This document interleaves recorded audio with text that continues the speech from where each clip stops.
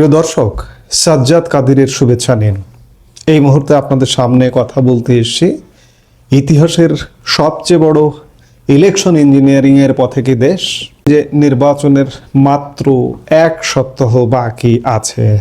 আজকে এই মুহূর্তে এসে যদি বিশ্লেষণ করেন যে এই নির্বাচনটা কেমন হচ্ছে, প্রথমতই এই নির্বাচনটি বাংলাদেশের অর্ধেক জনগোষ্ঠীকে বাইরে রেখে নির্বাচন হচ্ছে। অর্থাৎ অর্ধেক জনগোষ্ঠী বলতে আমি বলতে চাইছি প্রগতিশীল যারা কিংবা আওয়ামী লীগপন্থী যারা, তাদের বাংলাদেশের অর্ধেক জনগোষ্ঠী কমপক্ষে তাদের বাদ রেখে নির্বাচনটা হচ্ছে। এবং এই নির্বাচনকে কেন্দ্র করে নানা রকম রঙ্গ চলছে। নির্বাচনে অংশ নিচ্ছে প্রধান বড় একটি রাজনৈতিক দল বিএনপি, আর ছোট ছোট রাজনৈতিক দল, তথাকথিত বড় দল সাম্প্রতিক সময়ে বলা হচ্ছে জামাতে ইসলামকে, এবং জামাতে ইসলামের হাইপ তোলা হচ্ছে বিজয়ের পক্ষে।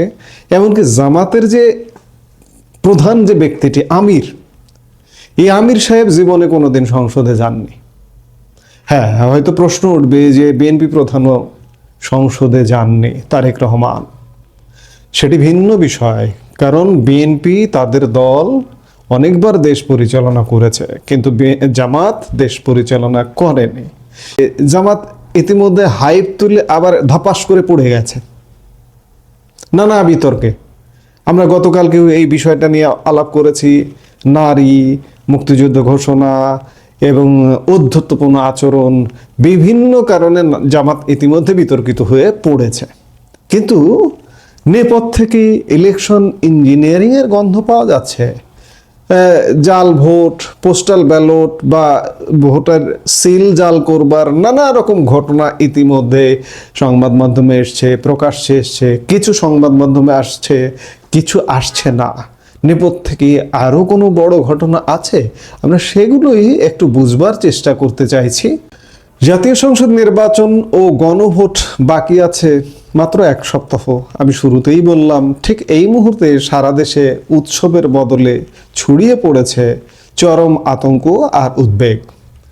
লক্ষ্মীপুরের একটি ছাপা কারখানা থেকে 6টি অবৈধ নির্বাচনী সিল উদ্ধারের পর থেকে জনমনে প্রশ্ন, তবে কি পর্দার আড়ালে চলছে কোনো বিশেষ ইলেকশন ইঞ্জিনিয়ারিং পরিকল্পনা?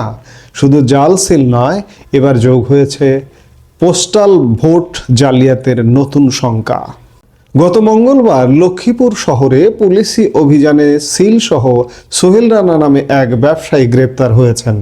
অভিযোগ উঠেছে স্থানীয় এক জামাত নেতার নির্দেশে এই সিলগুলো বানানো হচ্ছিল, যদিও জামাত ইসলামী এই দাবি অস্বীকার করেছে। ধানের শীষের প্রার্থী শহীদউদ্দিন চৌধুরী এনি প্রশ্ন তুলেছেন, এভাবে কি তবে হাজার হাজার সিল আর ভুয়া ব্যালট পেপার ছাপানোর নীল নকশা চলছে? শহীদউদ্দিন চৌধুরী যে প্রশ্নটা করেছেন এটি অমূলক নয়, এটি লক্ষ্মীপুরে ধরা পড়েছে, কিন্তু সারা বাংলাদেশে তো ধরা পড়েনি। সারা বাংলাদেশেও কি জামাতের কেন্দ্রীয় নির্দেশে এমনটা হচ্ছে? আপনারা কয়েকদিন আগে, কয়েক মাস আগে খেয়াল করেছেন বাংলাদেশের সব ছাত্র সংসদগুলো দখল করে নিয়েছে জামাতের ছাত্র সংগঠন, ছাত্র শিবির। আপনি কি মনে করেন এগুলো কি ফেয়ার ভোটে এগুলো হয়েছে? জামাতি কৌশল প্রথমত ছিল যে সব বিশ্ববিদ্যালয়ের প্রশাসনগুলো দখল, ভিসি প্রক্টর থেকে গুরুত্বপূর্ণ পদগুলোতে তাদের লোকজনকে নিয়োগ দেওয়া, এবং নিয়োগ দেওয়ার পরে নিয়োগ দেওয়াটা যখন সফল হয়ে গেল তখন তারা ভাবলেন যে ছাত্র সংসদগুলো দখলে নিতে হবে। এবং এই ছাত্র সংসদ নির্বাচনের প্রধান আগ্রহী ছিল কিন্তু জামাত শিবির। ছাত্র সংসদ নির্বাচন হলো এবং আশ্চর্যের বিষয়, সারা বাংলাদেশকে একদম বিস্মিত করে সব ছাত্র সংসদ শিবিরের দখলে। হঠাৎ করে রাতারাতি পুরো বাংলাদেশ শিবির হয়ে গেল, জামাত হয়ে গেল। আপনি কি এগুলো মানেন? এগুলো যে হয়নি তার প্রমাণ এক্সক্লুসিভ নিউজও হয়েছে। ঢাকা বিশ্ববিদ্যালয়ের ছাত্র সংসদ নির্বাচনের ব্যালট নীলক্ষেতে ছাপানো হয়েছে এবং সিলমারা ব্যালট নীলক্ষেতে পাওয়া গেছে। এগুলো সংবাদ মাধ্যমের প্রকাশও হয়েছে। অর্থাৎ নীলক্ষেতের সিলমারা ভিপি, জিএস বা ছাত্র সংসদ ঢাকা বিশ্ববিদ্যালয় কিংবা রাজশাহী বিশ্ববিদ্যালয়ে, সেখানকার প্রেসে সিলমারা সংসদ হচ্ছে রাজশাহী বিশ্ববিদ্যালয়, চট্টগ্রাম বিশ্ববিদ্যালয় কিংবা জাহাঙ্গীরনগর বিশ্ববিদ্যালয় কিংবা জগন্নাথ বিশ্ববিদ্যালয়। আজকে জাতীয় সংসদ নির্বাচনটাকে কিন্তু সেদিকেই নিয়ে যাবার একটা চেষ্টা চলছে বলে চারিদিকে মনে হচ্ছে। জামাতের যে ভোটের পার্সেন্টেজ, জামাত ভোটে জিতে অন্ততপক্ষে বা সরকার গঠন করার মতো ক্ষমতা জামাতের অন্ততপক্ষে নেই। জামাতের প্রতি আসনে হ্যাঁ কিছু একটা ভোট আছে, সেটা ম্যাক্সিমাম 5 কিংবা কালের বিবর্তনে এটা বেড়ে 10% হতে পারে, এর বেশি নয়। কিন্তু সেই জামাত আজকে কোন রহস্য বলে ক্ষমতায় যাবার স্বপ্ন দেখছে? এখন প্রশ্ন আসছে, বাংলাদেশ কি ইতিহাসের শ্রেষ্ঠ ইলেকশন ইঞ্জিনিয়ারিংয়ের পথে কিনা? শঙ্কার জাল সেখানেই শেষ নয়। সম্প্রতি অভিযোগ উঠেছে একদল গুপ্তচক্র নিরীহ মা বোনদের কাছ থেকে এনআইডি নম্বর এবং মোবাইল ব্যাংকিং হিসাব সংগ্রহ করছে। এখান থেকেই জন্ম নিচ্ছে পোস্টাল ভোট জালিয়াতির ভয়। যারা ভোট কেন্দ্রে যেতে পারবেন না বা সরকারি চাকরিজীবী, তাদের পোস্টাল ভোট কি তবে আগে ভাগেই কোনো অশুভ শক্তির পকেটে চলে যাচ্ছে? ডিজিটাল কারচুপির মাধ্যমে আপনার ভোটটি অন্য কেউ দিয়ে দেবে না তো? অদ্ভুত এক ঘটনা ঘটেছে চট্টগ্রামের ফটিকছড়িতে। মাইজভান্ডারি বালিকা উচ্চ বিদ্যালয় কেন্দ্র থেকে চুরি হয়ে গেছে সিসিটিভি ক্যামেরার এনভিআর মনিটর, এমনকি আইপিএসও। কেন এই চুরির ঘটনা? ভোট কেন্দ্রকে নজরদারিবিহীন করতেই কি এই পরিকল্পনা? নির্বাচন বিশেষজ্ঞরা বলছেন এর আগে কখনোই এমন অদ্ভুত চুরির ঘটনা তারা দেখেননি। অতীতে ভোট জালিয়াতি হতো কেন্দ্র দখল করে, কিন্তু এবার স্থানীয় পর্যায়ের প্রার্থীরা নতুন কৌশল নিচ্ছেন বলে মনে হচ্ছে। অন্যদিকে সদ্য বিদায়ী আওয়ামী লীগ আমলে বিতর্কিত নির্বাচনের প্রেক্ষাপটে এবার ভোটাররা অনেক বেশি সচেতন। তারা পোলিং এজেন্টদের সতর্ক থাকার আহ্বান জানাচ্ছেন। অন্যদিকে ত্রয়োদশ জাতীয় সংসদ নির্বাচনে প্রথমবারের মতো প্রবাসীদের জন্য পোস্টাল ভোট বিডি অ্যাপের মাধ্যমে ভোট দেওয়ার সুযোগ দেওয়া হয়েছে। কিন্তু এখানে দেখা দিয়েছে বড় ধরনের অসঙ্গতি। মালয়েশিয়া ও মধ্যপ্রাচ্যের দেশগুলোতে দেখা গেছে একটিমাত্র ঠিকানা ব্যবহার করে 100 জনের বেশি ভোটার নিবন্ধিত হয়েছেন।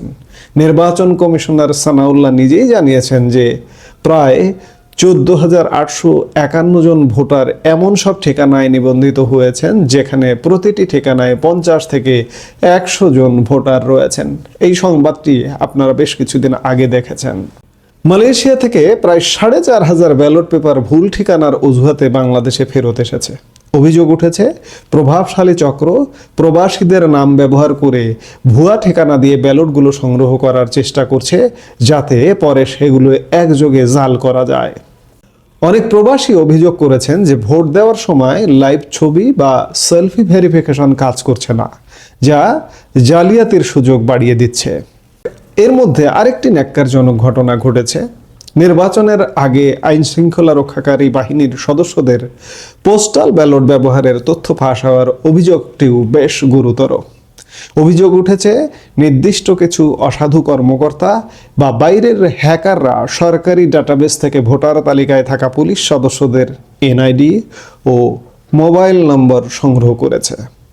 অভিযোগ আছে যে পোস্টাল ব্যালটে ভোট দেওয়ার জন্য অনেক পুলিশ সদস্যকে নির্দিষ্ট প্রতীকে ভোট দিতে বাধ্য করা হচ্ছে বা তাদের ব্যালট পেপার ঊর্ধ্বতনদের কাছে জমা দিতে বলা হচ্ছে। এমনকি তাদেরকে চাপ দিয়ে নিবন্ধন করতেও বলা হয়েছে। কেউ যদি মনে করে যে আমি নিবন্ধন করব না, আমি ভোট দেব না, পুলিশ সদস্য, এমনটাও বলা হয়েছে যে নিবন্ধন না করলে, নিবন্ধন যে বা যারা করেনি তাদের চাকরি থাকবে না বা চাকরিতে নানা রকম হয়রানি তৈরি হবে, এভাবে তাদের নিবন্ধন করা হয়েছে। এবং নিবন্ধন করবার পরে সেই পোস্টাল ব্যালট পুলিশ সদস্যরাও হাতে পাচ্ছেন না, এমন অভিযোগ আমরা সরাসরি এমন অভিযোগ কিছু পেয়েছি। বিএনপি অভিযোগ করেছে যে পোস্টাল ব্যালটের ডিজাইন এমনভাবে করা হয়েছে যাতে নির্দিষ্ট প্রতীকের ঘরটি ভাঁজের এমন জায়গায় পড়ে যা ভোটারকে বিভ্রান্ত করতে পারে। ফলে ব্যালটের স্বচ্ছতা নিয়ে প্রশ্ন উঠেছে। সরকার, মাঠ প্রশাসন আর সেনাবাহিনীর সক্রিয়তাই পারবে এই জালিয়াতি রুখতে, নাকি জাল সেল আর পোস্টাল ভোটের জালিয়াতি নির্ধারণ করে দেবে আগামীর সংসদ?